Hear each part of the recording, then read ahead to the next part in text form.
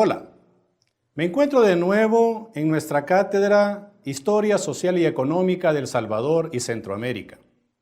En esta clase les hablaré sobre el liberalismo en El Salvador y Centroamérica. Importante comenzar con lo que nos dice el diccionario de la Real Academia de la Lengua Española. Liberalismo es una doctrina que defiende la primacía de la libertad del individuo en cualquiera de las actividades, ya sea políticas, económicas o sociales del ser humano, y la nula o escasa intervención del Estado en ellas. Enfatizo en esto último, en la nula o escasa intervención del Estado en ellas. Porque este pensamiento económico ha servido para que el sistema capitalista se haya ido expandiendo y haya dirigido, diríamos, las leyes económicas de él. Esta es una expresión que yo voy a utilizar durante el desarrollo de toda esta clase. La expansión del capitalismo mundial determina las características de la constitución de los estados nacionales. Cuando ya el sistema capitalista comienza a avanzar y es dominante a nivel mundial, una serie de países pobres, países periféricos o países subdesarrollados, tienen que acomodar sus estructuras, sus políticas, de acuerdo a lo que esté señalando o dictaminando el sistema capitalista a nivel mundial. La fase de reforma liberal se define como una época en la cual el liberalismo fue la ideología que permitió implementar esa serie de reformas. Y como acabo de señalar, los estados tienen que buscar hacer ajustes, hacer cambios para poder vincularse al mercado mundial. En Centroamérica entonces estamos hablando de la conformación de las repúblicas, la configuración de estas repúblicas dirigidas por el pensamiento del modelo liberal. Podemos ubicar esta práctica en Centroamérica en el último tercio del siglo XIX, específicamente allí por 1870, y estaríamos hablando de unos 60 años más o menos. La república liberal no es más que la sustitución de un producto de exportación por otro. Por supuesto, el orientarse al cultivo de un nuevo producto implica una serie de cambios estructurales. Se va a orientar a la modernización del modelo agroexportador, y la experiencia de las 5 repúblicas centroamericanas, aunque son el mismo objetivo de buscar vincularse al mercado mundial, tienen experiencias de inicio diferentes. Esto los mencionaré, los explicaré más adelante. El sistema capitalista, desde la revolución industrial, cuando se introducen maquinarias en los procesos productivos, permitiendo una mayor producción, busca la forma de abarcar, de moverse hacia otros mercados. Y por supuesto, los países como los nuestros tienen que acondicionarse a esas exigencias de los países industrializados, de los países centrales. Como ya he señalado, la consolidación de la nacionalidad centroamericana surge condicionada y en gran medida subordinada a esta dinámica que le impone el sistema capitalista internacional. Este comercio exterior vendría a consolidar el poder económico de un grupo social, dueños de tierra, que pasan a ocupar o a influir en el sistema político. En los estados se toman en cuenta una serie de políticas que van orientadas a favorecer la producción y exportación de este grano, el café. Estamos hablando de que se está configurando dentro de los países un modelo de desarrollo hacia afuera. Se le va a apostar a la exportación. Por lo tanto, pasa por una reorganización institucional y política que experimentan todas las sociedades en su conjunto, que van orientadas a asegurar precisamente estos lazos económicos con el exterior. Se da entonces lo que llamaríamos un proceso de revolución liberal y una serie de transformaciones económicas. Es importante retomar una tesis que he manejado en clases anteriores y ha servido para explicar muchos hechos históricos. Las rivalidades entre sectores liberales y conservadores Mencionar que el sector conservador hasta esta época es el que está vinculado a la agricultura de los colorantes, el algodón, el cacao. También hay que tener en cuenta de que el colorante, el añil, que fue el principal producto de exportación en este siglo, para esta época ha caído en decadencia. Hay una competencia ya en el mercado internacional, más los colorantes sintéticos que hacen difícil, diríamos, el desarrollo de este sector. Por lo tanto, es preciso apostarle a la exportación de un nuevo producto, como es el café. Pero cultivar café exige, como he señalado, una reorganización en diferentes áreas. Se modifica la estructura social y política de las naciones centroamericanas. Si vemos en detalle cada una de las experiencias de los diferentes países, podemos tener una ilustración diferente. Por ejemplo, la experiencia de Guatemala y El Salvador comparten muchos elementos. El proceso de reforma liberal que se inició en estos dos países tienen un igual punto de inicio. Es como resultado de un proceso violento. A partir de 1871 hay un triunfo del movimiento armado liberal. Implementan una serie de medidas en Guatemala, buscando reorganizar por un lado la tenencia de la tierra. Además se van creando condiciones sociales y políticas para la apropiación de grandes extensiones de terrenos baldíos. Hay una serie de políticas que se toman en contra de la iglesia. La iglesia durante la colonia tuvo un papel bastante cercano y dominante, diríamos, en una serie de áreas en la sociedad. Y entonces para esta época se toman una serie de medidas para buscar apartarla. Se nacionalizan una gran cantidad de heredades de conventos y asociaciones monásticas. Además, se suprime la recaudación del diezmo. Con respecto a la experiencia particular de El Salvador y esta serie de reformas que se dan en el último tercio del siglo XIX, es importante comenzar señalando de que los primeros granitos de café datan desde la época en la que fue presidente Eugenio Aguilar. Se dice de que en 1846 trajo los primeros granitos y los sembró en su hacienda.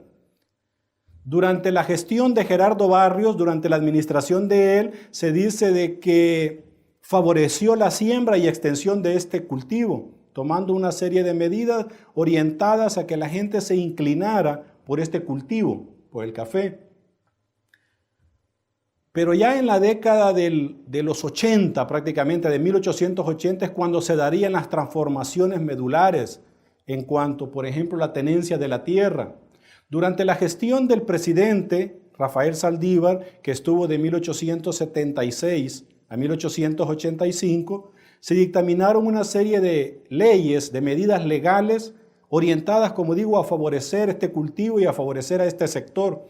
En 1881 se emite la ley de expropiación de terrenos comunales, aquellas heredades, aquellos terrenos que habían tenido las comunidades indígenas para esta época y orientados por el pensamiento liberal, tiende a considerarse que la propiedad comunal de la tierra es una traba para el desarrollo de la nación. Entonces se toma una medida legal para parcelar estas tierras.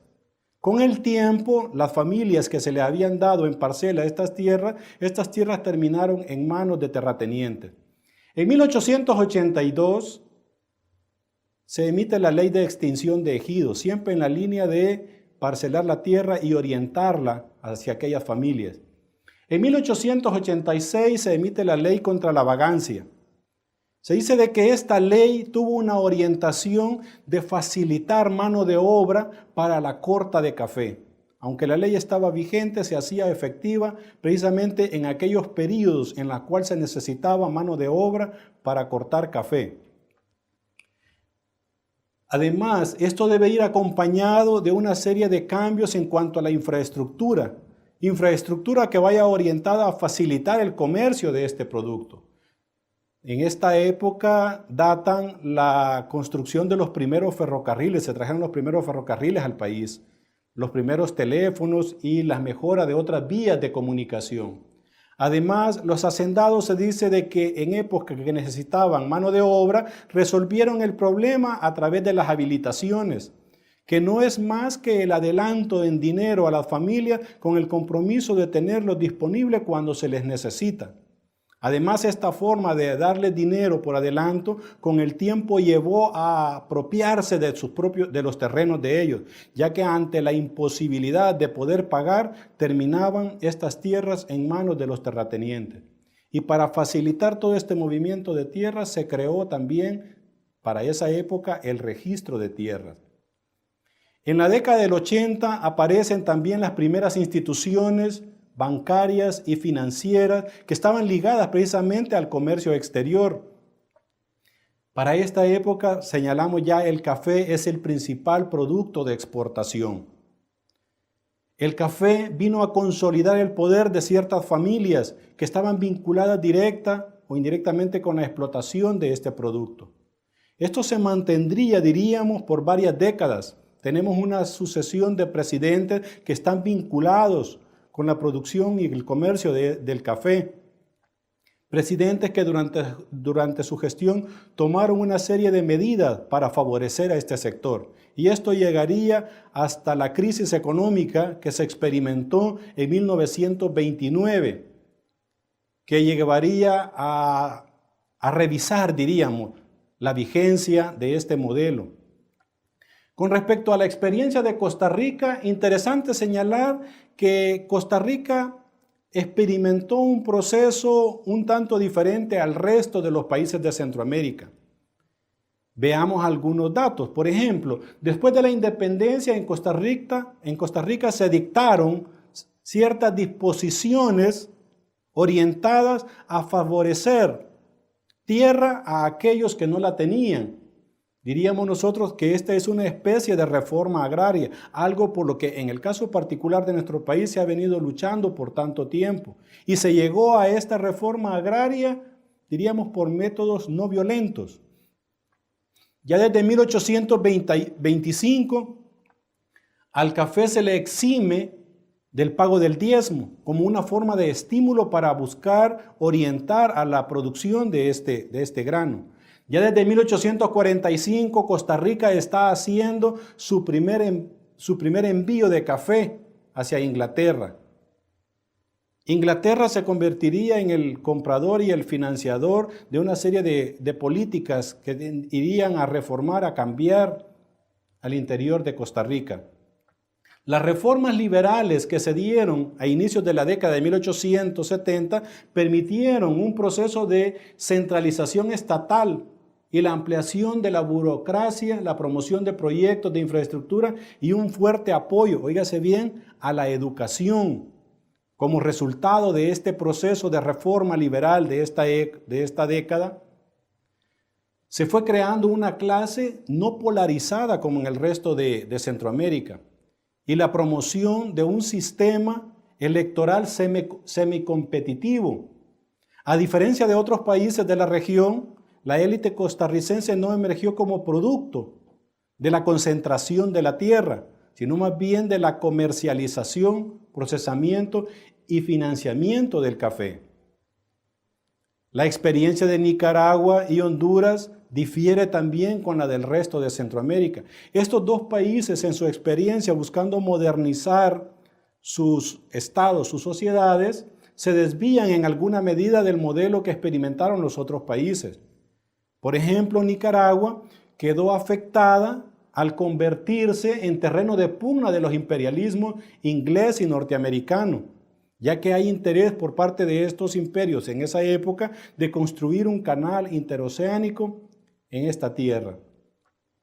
Honduras, por su parte, transitó hacia una sociedad capitalista moderna de una forma diferente al resto de Centroamérica, precisamente porque en Honduras hay un predominio del capital estadounidense en minas y posteriormente en banano. La falta de capital local en el estado hondureño lo llevó a promover la inversión extranjera, dando una serie de facilidades, como dice ahí, a partir de una generosa política concesionaria. Se crean los famosos enclaves bananeros. Concesionar grandes extensiones de tierra a una empresa extranjera, donde la empresa extranjera invierte en infraestructura, invierte en ferrocarriles, invierte en caminos, pero deja al margen a los otros sectores de la sociedad hondureña. Dice acá, el enclave bananero dejó al margen a los productores nacionales, por lo que la economía giró en torno al enclave. Esto lo llevó, diríamos, a una especie de retraso de la sociedad hondureña. Esto es todo por el momento, amigos. Hasta luego.